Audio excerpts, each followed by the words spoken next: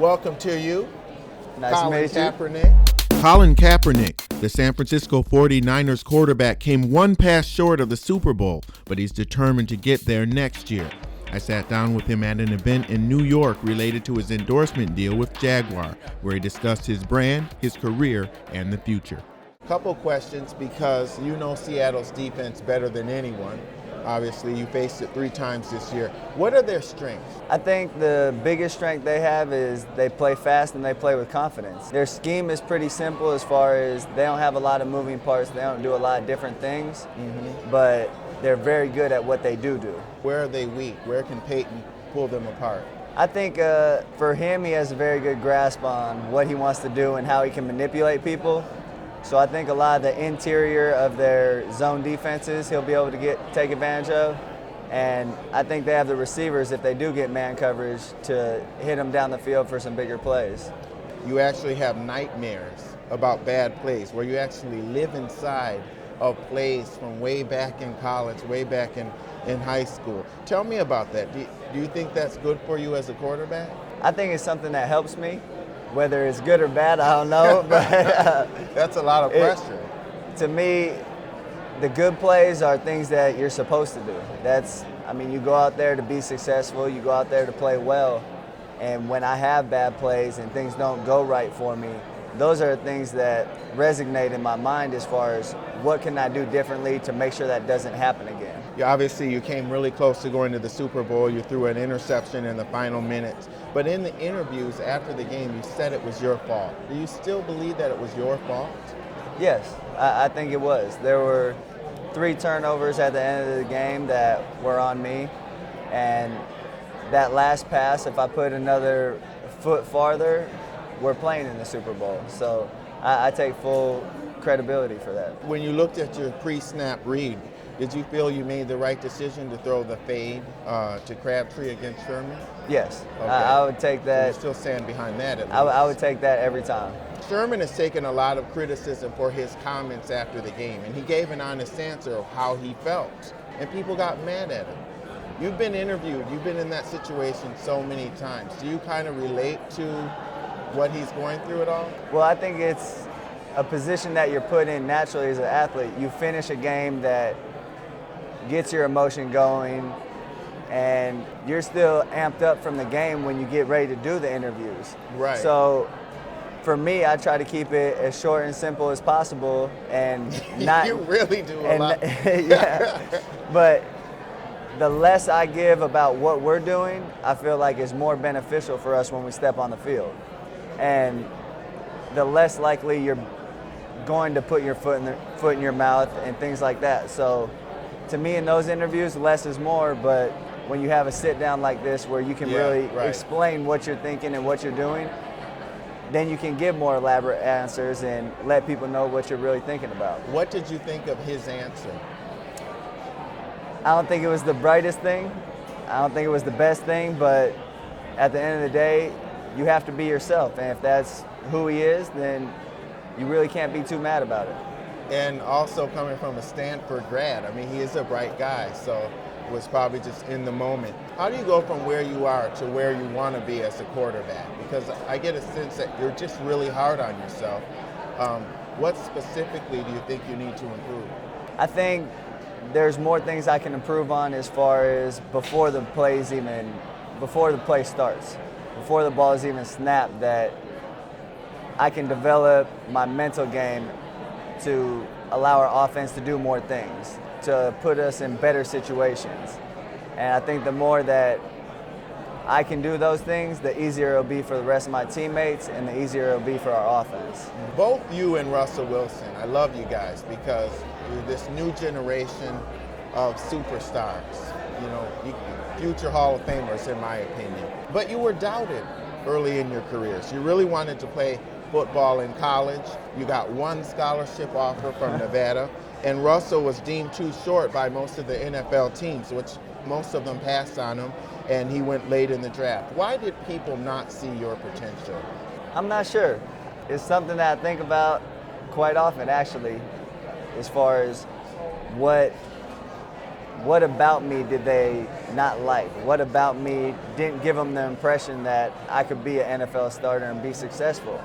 And to me, when I step on the field, that's something that I take with me as far as if you didn't see it before, I'm going to show you now. So you play kind of with a chip on your shoulder in that sense. Oh, a very big chip. What's the feeling like when you come out of that tunnel onto the field, especially for like the NFC Championship game? What are you thinking in that moment? It's an amazing feeling. There's no other place you'd rather be, especially I played football my whole life, so that's what I dreamed about as a kid, is coming out for the big games and being able to step on that field and play. So it's an amazing feeling, and you're really just kind of thinking about what you're going to do when you step out there. Yeah. You know what's funny? You're looking cool right now. You have the gloves on, but you didn't wear any gloves in Green Bay when it was below zero weather.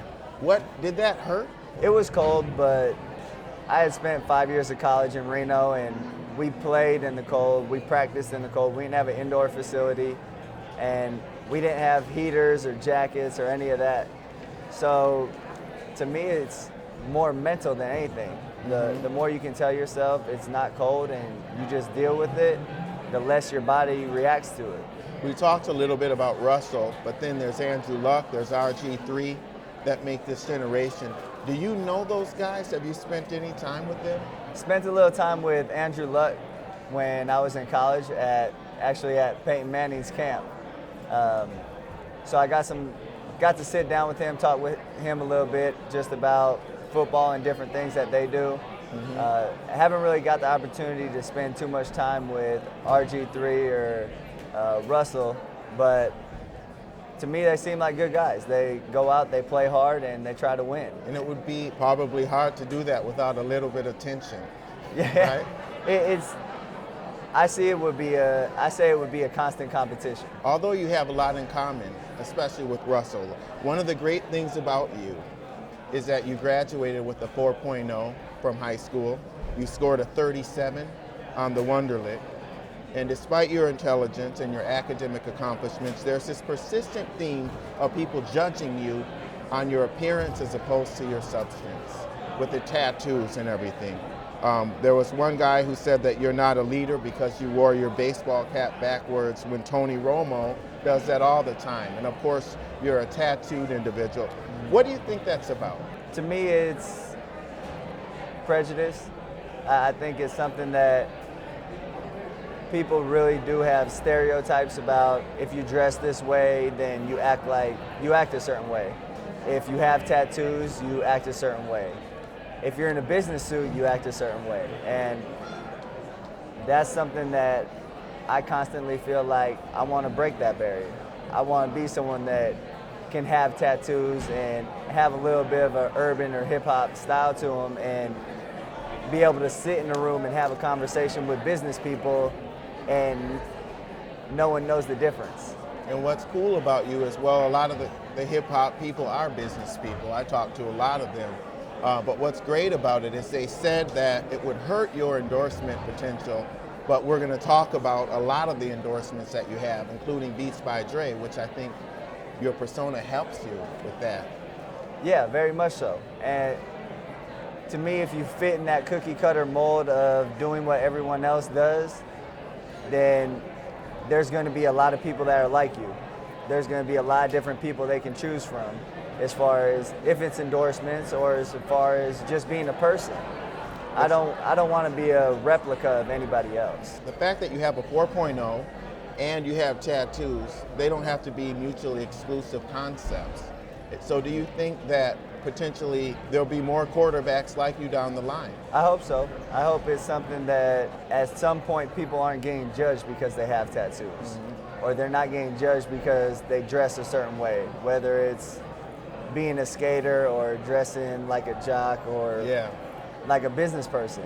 You shouldn't be judged for that. You should be judged based on your actions and what you say. I refer to the NFC Championship as the biracial bowl because of you and Russell. I think that was the first time that we'd seen two biracial quarterbacks in the game. And in 1986, that's when Doug Williams won the Super Bowl and he was the MVP with the Washington Redskins. And back then it was a big deal that a black quarterback had won the Super Bowl, and none have won since. Do you think it's a non-issue now, though? Or is it still a factor? I think it's still a factor because last year when we were at the Super Bowl, I was asked about it.